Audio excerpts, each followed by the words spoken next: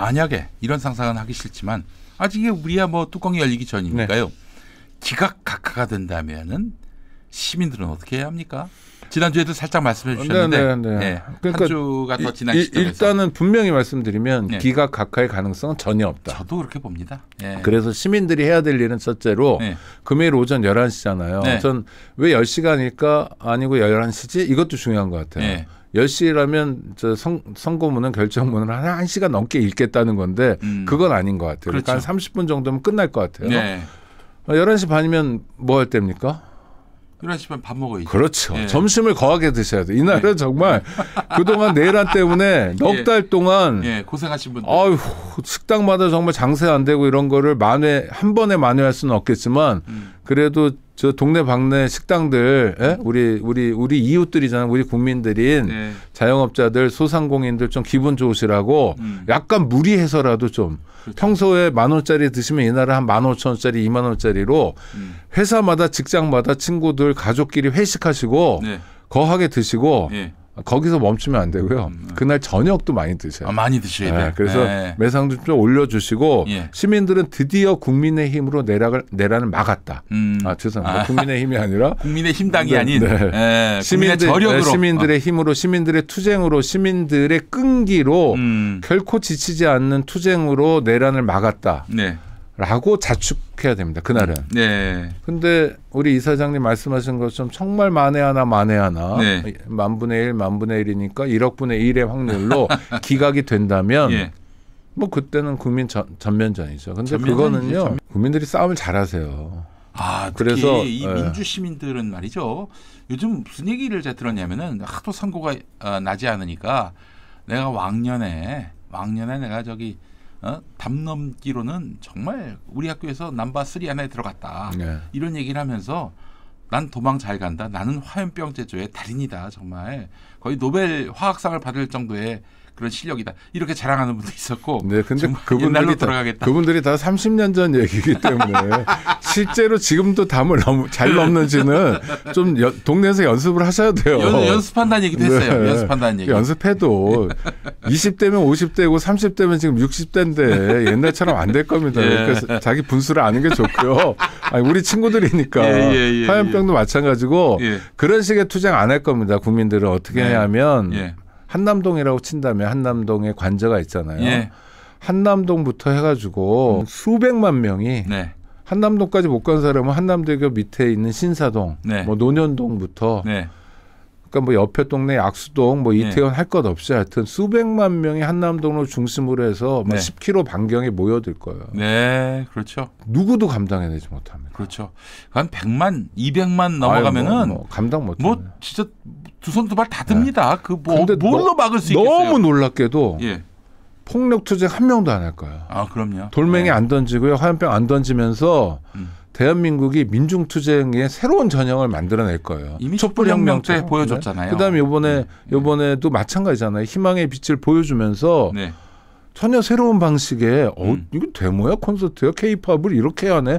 막 외국 사람들이 보고 놀라잖아요. 그렇죠. 저는 그런 면에서 한국이 좋은 가르침을 우리가 뭐 교사로서 꼰대로서 가르치는 게 아니라 앞서서 모범으로서 그럼요. 아직 권위적인 여러 나라들 있잖아요. 저는 엊그제 캄보디아 얘기 듣고 깜짝 놀랐는데 캄보디아 총리가 훈센 아들이래요. 그래요? 그 유명한 독재자 있잖아요. 훈센 총리 아들이 총리래요. 그래서 그 캄보디아에 계신 분한테 여쭤봤죠. 훈센은 뭐 하냐 그랬더니 국회의장이래요.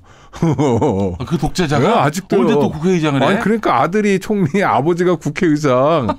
그러니까 캄보디아가 지금처럼 못 살 수는 없는데 사실 자원도 풍부하고 지정학적 위치도 좋고 베트남 수준으로는 좀 올라와야 되는데 그러지 않는 이유가 뭐냐면 독재잖아요. 완전 대놓고 독재. 미얀마 어떻습니까 지금. 지진 났는데 구조를 맨손으로 하고 이런 정도잖아요. 몇 명이 죽었는지도 모르고. 제가 아까도 얘기했지만 독재자 밑에서는 재난을 당하면 그 말 그대로 그냥 재난이에요. 대재앙이죠. 대재앙이에요. 그냥 재앙이 아니라 대재앙을 당하는 거예요. 그냥 뭐 수습할 의지도 없고 뭐 할 이유도 없고. 지금 그렇잖아요. 대한민국이 산불도 제대로 못 끄고 무슨 계속 사건 사고가 그냥 빈발하고 무슨 제주항공이 어디 가서 막 엄청난 일들이 계속 지금 넉 달간 벌어진 거예요. 국민들이 그걸 온몸으로 다 한 거예요. 그럼 국민들의 요구는 뭡니까? 그런 게 앞으로도 계속 이어지는 걸 바라냐? 그렇지 않죠. 어제 헌법재판소가 탄핵 심판을 금요일 날 하겠다고 발표하는 순간 이사장님 네. 주식시장하고 외환시장은 어떻게 됐습니까? 주식은 오르고 외환은 네. 원화는 안정되죠. 예. 그건 뭐냐면 정확히 사람들이 시장에 반응하는 거예요. 네. 왜? 주식으로 한 푼이라도 벌겠다고 하는 개미들이 네. 그렇죠? 뭐 10만 원을 벌든 100만 원을 벌든 좀 손해를 보든 하여튼 이런 사람들이 굉장히 민감하게 반응하잖아요. 네. 그렇죠? 그 민감하게 반응하는 것들이 반영되는 게 지금의 주식시장이고 외환시장이거든요. 네.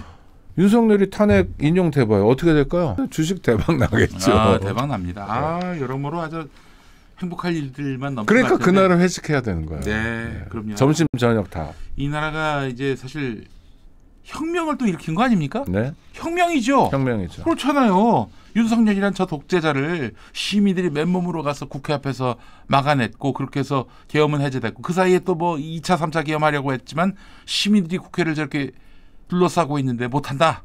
그래가지고 결국 뭐 김용희 의원님은 중과 부적이라는 표현을 썼습니다만 이렇게 해서 윤석열이를 끌어내려가지고 뭐 좌우당간 몇 달 동안 우리가 좀 마음고생은 했지만은 결국 끌어내렸다. 이게 혁명입니다, 여러분. 이게 혁명이에요. 더 놀라운 거는요. 네. 혁명 놀랍죠. 혁명 근데 우리가 촛불혁명도 했고 유랑쟁도 했고 4.19 혁명도 했으니까요. 네. 그런 역사적 전통 속에 우리가 와 있는 겁니다. 한강 작가의 말처럼 그때 희생된 4.3 영령들이 5.18 영령들이 우리를 구원한 거예요. 그럼요. 그 덕분에 계엄군들도 그렇게 시민들에게 무리하게 굴지 않고 정말 짐짓 이랬죠. 유리창 깬 범죄는 있었지만 그래도 누굴 때리거나 해치지 않았어요. 그 인간 병기 같은 사람들이. 그러니까 너무너무 다행인데 또 이번 내란 사건에서 아주 중요한 포인트는 친위 구테타를 일으키잖아요. 현직 대통령이 또는 왕이나 뭐 이런 놈들이 실패한 적이 없습니다.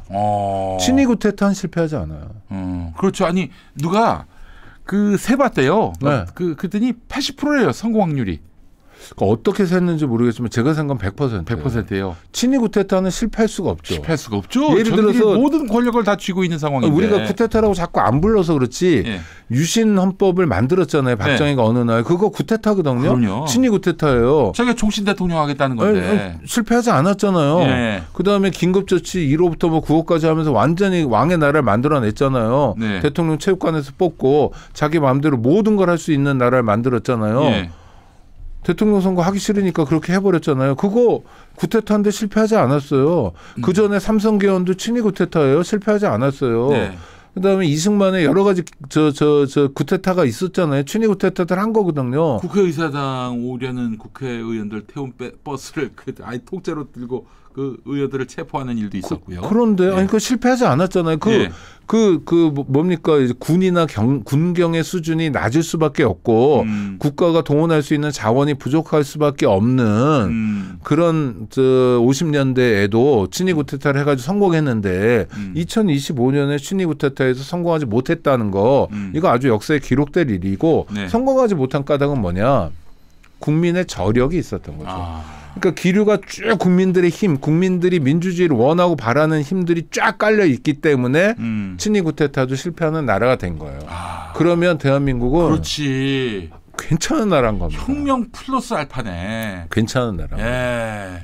멧돼지 포획까지. 앞으로 정말 좋은 일만 남았어요. 정말 그런데 사실은 윤석열, 김건희의 존재만으로도 사실 부끄럽습니다. 아니 촛불혁명까지 일으킨 나라에서 이런 미친 놈들을 집권할 수 있게 해준 것 자체가 굉장히 부끄러움으로 다가옵니다. 사실. 부끄럽죠. 그런데 그 부끄러움은 사실 국민 전체의 몫은 아니에요. 왜냐하면 찍은 인간들 그런 선거 악랄한 선거 캠페인 특히 당시 여당이었던 민주당 내에서도 대통령 후보인 이재명 후보를 악마화하는 전술을 마구잡이로 구사하는 그런 상황에서도 사실은 아주 큰 표 차이가 아니고 간발의 차이로 윤석열이 됐잖아요. 0.73%포인트.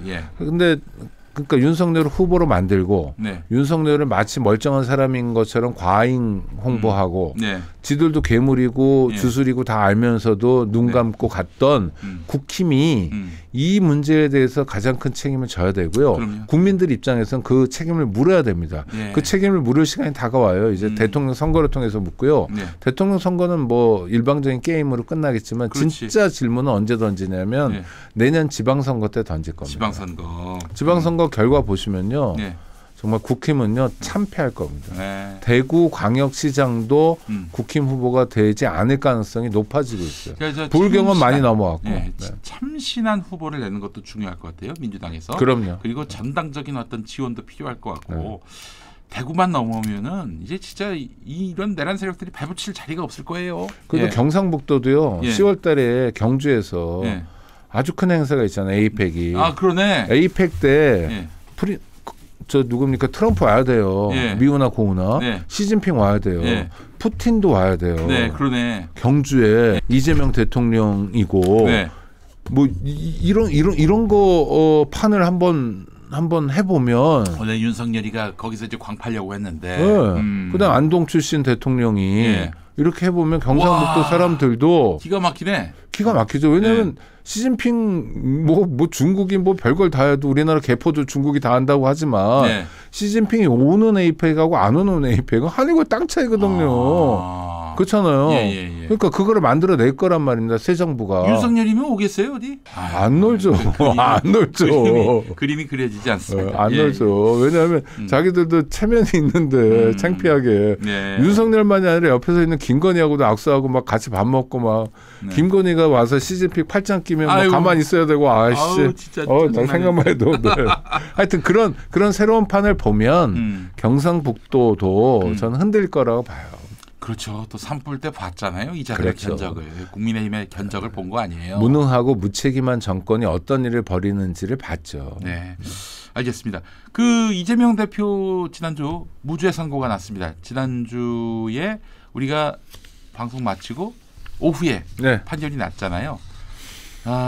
무죄 판결 때문에 사실은 이제 일주일째 지금 국민의힘이 강력한 어퍼컷을 맞고 그냥 멘붕에 빠진 그런 상황이라고 이야기를 들었습니다만은 어떻게 보셨습니까? 그러니까 만약 국민의힘이 그랬다면 국민의힘 사람들은 사실 그것만 기대했다고 얘기하는 사람도 있어요. 그러니까 이재명 대표 사건에 대한 기본적인 이해를 안 했던 거예요. 공부를 했으면 당연히 무죄 나올 거 알아요. 그 공소장이나 1심 판결문을 봐도 1심 판결문 되게 이상하거든요. 이 자리에서 말씀드렸지만 이재명이라는 사람 악마화하기 위해서 굉장히 노력해요. 이재명 원래 날 때부터 악마인 것처럼 막 판결문에서 묘사하고 있어요. 근데 그런 편견을 가지고 재판할 수는 없거든요. 원래 악마니까 이 악마는 어떻게 해야 돼라는 식의 판결을 보여준 거예요. 그다음에 1심에서 징역 1년이 나왔는데 이게 벌금 200만 원짜리가 될까 말까 하는 정도의 범죄의 크기예요. 그러나 벌금 200만 원이든 징역 1년이든 효과는 똑같아요. 그럼요. 왜냐 사실은 어떤 면에서 벌금 200만 원이 더 무거워요. 징역 1년에 집행유예 2년이니까 2년 동안 범죄하지 않으면 징역을 안 살아도 되거든요. 이재명 대표가 다시 범죄할 가능성은 제로에 가까우니까 아무 문제가 없는 거예요. 근데 벌금 200만 원, 200만 원 생돈을 국가에 내야 되잖아요. 그래서 어떤 면에서 징역형의 집행유예보다는 벌금형이 더 무겁다고 느끼는 사람도 있을 정도예요. 그러나 현실에서는 200만 원이든 또는 100만 원이든 징역 1년이든 아무 상관없어요. 선거법 위반 사건에서 그것도 누가 물어보는데 자기 기억 가지고 한마디 한 거 가지고 징역형을 때리는 경우는 없어요. 그렇죠. 매우 과도하고 매우 잘못된 판결을 한 거예요. 그런데 국힘 사람들이 거기에 기대고 있었던 거예요. 기댈 때 기대야죠. 최소한의 법리에 기대거나 뭐 아니면 축적된 판례에 기대거나 해야 되는데 기댈 데가 없으니까 막연한 그냥 희망사항에 기대고 있었던 거예요. 그러니까 무슨 멘붕을 겪을 자격도 없는 사람들 아닌가요? 또 하나는 구독자 여러분들 많이 궁금해하실 텐데 이제 막 유튜브 같은 데서 막 엉뚱한 얘기들 많이 하잖아요. 그래도 이재명 사법 리스크가 남았다. 뭐 어쩌고 뭐 해방을 놓을 거다. 근데 지난주 수요일 날 항소심 무죄가 나오지 않고 유죄가 나왔다 하더라도 대선 출마라든지 대선에서 당선되는 데는 아무 꺼리낌이 그러니까 지장이 없습니다. 물론 공격은 더 받겠죠. 선거법으로 항소심에서 유죄가 확정됐다면 더 많은 공격을 받기 때문에 더 입장이 궁색해질 가능성은 있지만 제가 사실 좀 당시에 여권 상황을 좀 살펴보니까 얘네들의 전략은 이거였어요. 그런다 한들 뭐 윤석열이 살아오거나 그러진 않고 이재명 대표가 유죄가 나온다. 그러면 여러분 이제 윤석열, 이재명을 한꺼번에 보냅시다. 그렇죠. 한꺼번에 보냅시다. 이제 구시대 때 묻은 정치는 보내고 새 판에서 새롭게 대한민국 정치를 얘기해 봅시다. 이 얘기를 하려고 했어 이 새끼들이. 그러니까 원래 뭡니까 기승전 이재명이었잖아요. 그렇죠. 그 전에 기승전 문재인이었고 그 전술은 그대로 구사하는 거죠. 근데 항소심 판결까지 그렇게 나오면 이재명 악마화가 주요하게 되는 건데, 근데 사실관계가 다르기 때문에, 그러니까 항소심 재판부가 무슨 이재명 대표를 봐주려고 또 이쁘게 보이려고 또는 뭐 이재명이 이뻐서 하는 게 아니에요. 그렇지. 그냥 사실관계가 유죄일 수 없는 거예요. 저는 오히려 얼마나 압박이 가해졌겠어요. 그럼요. 항소심 재판부가 이를테면 증인 감정에 관한 법률 문제가 있습니다. 그건 뭐냐면 국회에서 하는 뭐 청문회 같은 데 가서 얘기한 거 가지고 다른 법으로 처벌하지 않는다는 법률 조항이 있어요. 그게 우선하는 거예요. 그렇기 때문에 그 국회에서 했던 그러니까 뭐 저 백현동 사건에 대해서 박근혜 국토부에 압박이 있었냐 협박이 있었냐 뭐 이런 대목에 대해서 기소 자체가 잘못된 거라고 법원이 판단할 줄 알았어요 저는. 근데 그걸 안 하더라고요. 그러니까 공소 자체가 문제가 있다고 판단했어야 해요. 그런 면에서 사실은. 저는 항소심 재판부의 결정이 조금 마음에 들진 않아요. 왜냐하면 앞으로도 그럼 국회의 기능을 방해하는 거거든요. 국회가 제대로 기능할 수 없도록 하는 거거든요. 앞으로 어떤 사람들이 다 국회 나오면 꽁꺼먹은 소식처럼 가만히 있을 거 아니에요. 난 나중에 불려야 돼. 지금도 그런 경향들이 많은데 그렇지 않습니까? 자기 형사재판에 있어서 뭐 증언 안 하겠다 이런 얘기들 막 하고 있는데 앞으로는 더 할 거면 그럼 국회가 민의의 정당으로서 국민을 대신해서 뭔가 역할을 하는 게 더 제한되거든요. 그런 의미에서 항소심 재판은 좀 마음에 안 들긴 하지만 전부 무죄가 나온 건 전부 무죄이기 때문에 무죄가 나온 거예요. 그럼요. 범죄를 안 했기 때문에 무죄가 나온 거예요. 봐줄 이유가 전혀 없었던 재판부였어요. 제가 예를 들어 음주운전을 걸려요. 근데 저는 운전한 적이 없어요. 근데 어떻게 걸려요? 근데 검찰이 정말 미친 사람들이에요. 정말 악귀들이에요. 그래서 저를 음주운전 혐의로 기소를 했어요. 망신을 주겠다고. 저 말로는 잘난 체 하는데 음주운전하고 다니는 사람이라고. 근데 중요한 건 제가 운전을 해본 적이 없다면 당연히 무죄잖아요. 그러니까 뭐 따질 게 없잖아요. 이재명 대표는 그런 거거든요. 그럼 나머지 사건들은 어떠냐. 위중교사 같은 거 이제 항소심 진행하고 그럴 텐데 또 하나. 선거법 무죄 받았더라도 대법원 판결이 있을 텐데 이제 앞으로 어떡하냐 이런 걱정들 하시는 분들이 있는데 전혀 걱정하실 거 없습니다. 대선 끝날 때까지 대선 날짜는 정해졌잖아요. 이제 6월 3일이거나 아니면 그 전주 5월 말일 것 같은데 그러니까 가장 늦게 하면 6월 3일 날 할 거거든요. 아니면 그 전에 5월 한 29일인가 뭐 이쯤 할 것 같은데 그거는 이제 한덕수가 정할 수 있죠. 며칠 중에 하루는. 그러나 통상 뭐 화요일이나 목요일 뭐 이쯤 할 것 같은데 하여튼. 수요일에 한다든지. 수요일 날 한다든지 뭐 요 정도가 되겠죠. 근데 6월 4일은 아니잖아요. 두 달을 넘어서니까 6월 3일 이전에 언제 할 텐데 그 사이에 뭐 새로운 결정이 나거나 이런 일은 전혀 없고요. 이재명 대표 형사사건 검찰이 쳐놓은 덫은 이제 끝났습니다. 그 문제는. 그 문제로 걱정하실 필요는 없다. 다른 재판이 뭐 저기 다음 대선 전에 있을 리 없고요. 판결이. 하여튼 어떻게든 시간을 끌어가지고 국민에게 어떤 정당한 합당한 지지를 받아서 정치 권력을 얻겠다. 이게 아니라 상대편 악마화해가지고 부당하게 악마화해가지고 그렇게 해서 정치적 이득을 얻겠다. 날로 먹는 정치죠.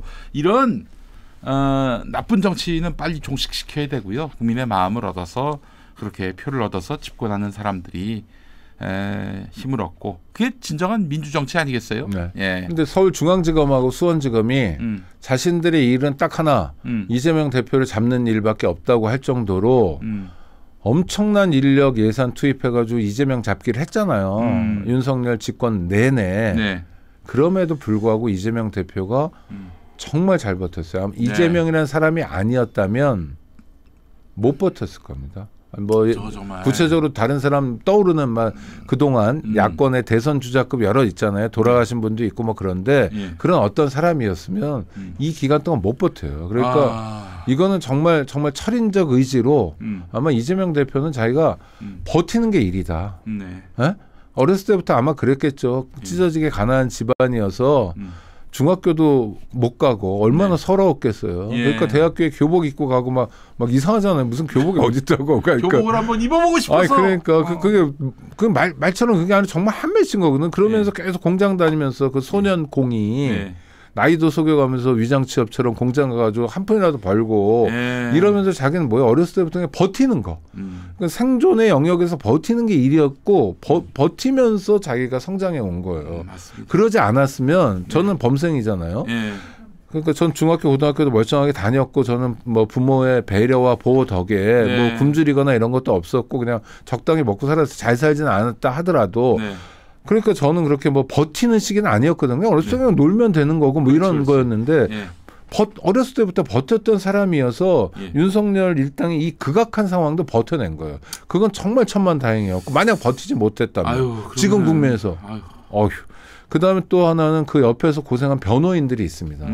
뭐 국회의원 배지 달아보겠다고 이렇게 좀 몰려든 사람도 있지만 그거 말고 진심으로 정말 자기 일처럼 아파하면서 정말 엄청난 변론 활동을 했던 사람들이 있어요. 맞습니다. 이 사람들 정말 고마운 사람들이고 이 사람들은 우리가 좀 기억해야 되겠다. 나중에라도 저희가 계속해서 이재명 변호인으로서 고생한 사람들이다라고 이렇게 띄워드릴 생각을 좀 갖고 있어요. 자, 하여간 이재명 대표 사실 저는 이런 얘기하고 싶어요. 이렇게 견딜 수밖에 없는 이유가 그가 대동세상을 얘기했기 때문입니다. 역대 대동세상을 얘기했던 사람들은 아주 비참하게 살해당했어요. 사법살인 당했고 그렇기 때문에 대동세상을 열기 위한 어떤 혁명과 같은 거죠. 모두가 다 평등하다, 차별 없이 행복할 권리가 있다. 이 이야기를 하다가 고통당한 사람들 그 역사를 얘기하자면 정말 유구하고 그 수가 헤아릴 수가 없습니다. 그러나 그 얘기를 한 죄로 고통을 받지만 그렇지만 그 열매는 달 것이다라는 말씀을 좀 드리고 싶습니다. 윤석열이가 대통령이거나 뭐 하여튼 객정원 소리거나 방송 토론에 나와 역사에 대해서 이야기하는 장면이 전혀 없잖아요. 전혀 없어요. 왜냐 아는 게 없으니까. 아는 게 뭐 전두환 구테타밖에 없는 거고 그건 자기 대학교 1, 2학년 때 일이고 뭐 이런 정도잖아요. 근데 이재명 대표는 역사적 인물로 있는 거거든요. 그 사람 위인이어서 역사적 인물이 되었다는 게 아니라 역사의 흐름 속에서 자기가 어디 있는지를 아는 것 같아요. 또는 알려고 하는 것 같아요. 우리 국민들도 많이 그러고 계세요. 왜냐하면 4.3 같은 일이 다시 있으면 안 된다. 그 아름다운 섬 제주를 끔찍한 사륙의 현장으로 만들면 안 된다.